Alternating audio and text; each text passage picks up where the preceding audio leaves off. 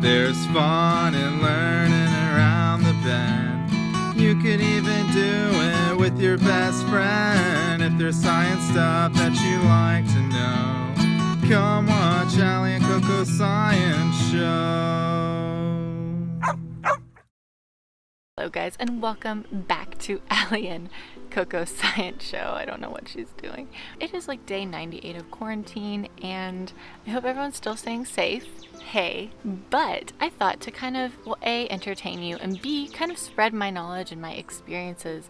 I thought on Mondays I would do kind of like a story time element. Ooh, this could be anything from like field work from my master's degree, or just really interesting stories of working in labs, things like that. And I thought, what better way to start this off than to talk about my study abroad adventures in Madagascar. I studied abroad in Madagascar in 2012, in the spring of 2012, with SIT, School for International Training. So I thought I would do these short 5-minute like story time videos where I kind of chronologically go through my adventures or talk about something cool, or maybe I'll embarrass myself by like singing in Malagasy. I don't know, who knows? The possibilities are endless. These are going to be shorter, like 5-minute videos. However, today's is going to be a little longer because I want to catch you up on the history of Madagascar. It's very extensive. It might help you understand like future parts of my stories. So I'm gonna try and get through the millions of year old history of Madagascar in like 2 minutes. First off, let's start way back in history. There used to be a supercontinent. I'm sure you've heard of Pangaea. There's another supercontinent called Gondwana, which included our fave, Madagascar. Now, a lot of people consider Madagascar to be an African country, and technically it's close to Africa now. However, the last continent it was actually connected to was India. It separated from India 88 million years ago.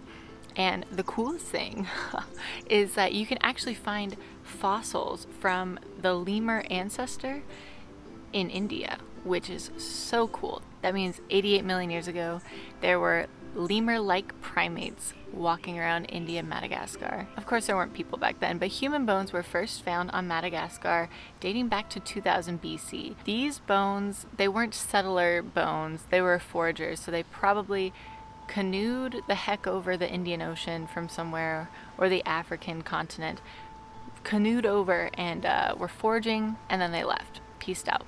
The first settlers showed up in these like gutted out canoes from the Malay archipelago, so Southeast Asia. Southeast Asian people were the first settlers of Madagascar, not Africa. At the time when these people showed up, there were actually giant lemurs, elephant birds, and giant fossa. The plot thickens. In about 1000 AD, the first African settlers came over, and at the same time, people from southern India, they brought the zebu over, which is the prized, like the most sacred animal in Madagascar. So people from the African continent, India, as well as other Arab influences, a lot of Pakistani people. Madagascar was its own kingdom. It was very diverse, and actually a lot of people, when I was there, if you were like, oh, but you're African, they'd be like, no, we're Malagasy. So Madagascar had its own beautiful kingdom with a queen and a just very diverse culture. And then France rudely interrupts. And I love France. I do. However, in 1883, when they were colonizing a lot of the African continent, they decided to make Madagascar their next point. So it became a colony in 1896, and then about 70 years later, Madagascar, through rebellion, gained its independence in 1960. So Madagascar became its own country about 60 years ago, gained its independence from France, and so now they have this very diverse culture and this very like somewhat French-inspired culture. It's such an interesting, it's a great place. However, you know, I'm not going to go into detail about it. It would necessitate a very long video, but I have very strong opinions about colonization. And just know that when people colonize, they often take and then once they leave or get kicked out through these rebellions and things, leave that country with very little. So Madagascar is one of the poorest countries in the world, and to kind of blend culture and ecology together, Madagascar is a biodiversity hotspot. 90% of the vegetation is found only in Madagascar. It is endemic to the island, but the island is under threat. It's a very delicate, difficult balance for people to be able to get the food, the resources that they need, as well as letting the biodiversity and the ecology survive. I know, it's so scary. So why did I choose to go to Madagascar? I went to a liberal arts school, a very small liberal arts school, where they also had a really intense language program in which you could, if you majored or minored, you had to either stay in the on-campus language dorms or travel to a country that speaks that language. I also, for my environmental studies major, I had to do a senior project. I was very open to what you could choose to do your project on, but because I really liked biology and I became a biology minor kind of late in the game, I wanted to do something that kind of incorporated ecology. So my choices were Canada or a French-speaking country in Africa. I was between Senegal and Madagascar, I think. My dad really wanted me to go to Canada. Sorry, I hate cold weather, and I was gonna be starting my trip in January. Not gonna happen. I'm sorry. I ex-nayed that one and said I am going to somewhere in Africa. What do you even pack? I had to get a giant backpack. I put camping gear in it, a one-person tent, a bug net, and not that many clothes, but for some reason my bag was way too heavy. It was huge. It was like 50 pounds, and I was going to be like backpacking a lot of my trip. And I packed tennis shoes and chacos, but I wore the tennis shoes once. I did have to take malaria medicine every day. Doxycycline, shout out. I didn't have that much stuff, but my bag was probably the biggest. Like, I wore the same clothes every day like everyone else. I don't know why my bag was so big, but long story short, I had like 3 shirts, 3 pairs of shorts, a skirt, and a dress, and my chacos. It was very intense. Light packing, weirdly heavy light packing. How did I get there? I flew there. My arms were very tired. No, I hopped on a plane. I hopped up the plane. And I went from San Antonio to New York City to Paris, France, to Antananarivo, Madagascar. It was over 24 hours of being in an airport setting. It was wild. I got picked up by a director from my program, as well as like a couple other people that were on my flight. It was 11 o'clock at night, and I was so jet lagged I didn't sleep at all. I literally watched the sun rise from my really cute bug net. We had a Malagasy breakfast. I remember it being toasted French baguette with jam and some Malagasy coffee. And then we kind of did a little tour around the capital. We were just there for the morning, hung out with this really cool botanist lady who reminded me of my French teacher, Bernice. But then, after our brief tour of the capital, we went to this small village area where I guess there's just a boarding house, a schoolhouse that our trip always goes to. It was basically a room of bunk beds, a mess hall where they'd feed us, and a little schoolroom. Yeah. So our mornings basically we were there a few days, and so in the morning we would go on some kind of outing or hike.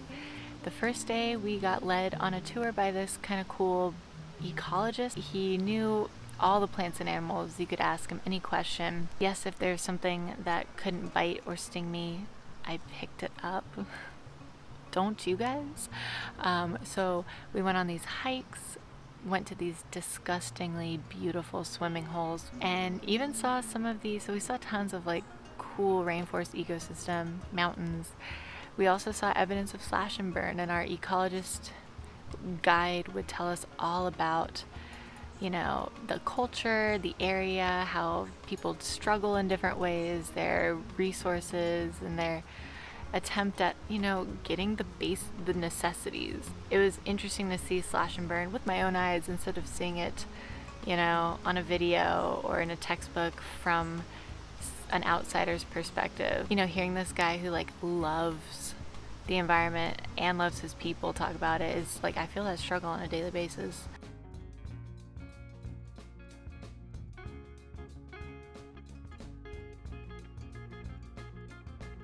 So we would go on these outings, and then we'd go back to, after lunch, we would go into the schoolroom and learn Malagasy. We wanted to get our basics in before we went to our homestay. So this was the language, this was like how to haggle in a marketplace, the usual basics when you travel. Also some cultural norms, such as it is very customary for the children to cook all the meals. So things not to be shocked about, how to politely pass through people's legs when our meals were sitting on a mat, so kind of passing by people, and things like that. So every time the Americans would come in, the villager kids would come hang out and doing cartwheels. They're all 18 now. I'm freaking old. My favorite thing was we had to learn some like Malagasy singing and dancing, and all of them just watching and laughing at us.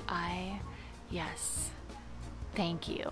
Please laugh at us. So we were there for about 3 days, and I think I'm gonna end this story with just a little funny thing. When I was getting ready to leave, my parents wanted me to have one of those like things where you can stand up and pee, like a funnel.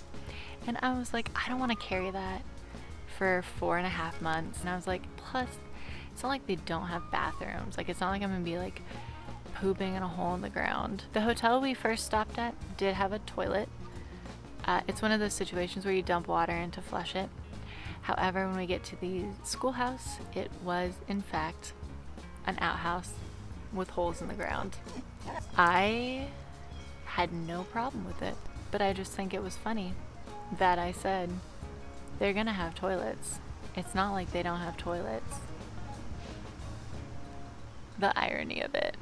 And there are gonna be some fun outhouse stories. If you're offended by bathroom talk, listen. Please enjoy my videos.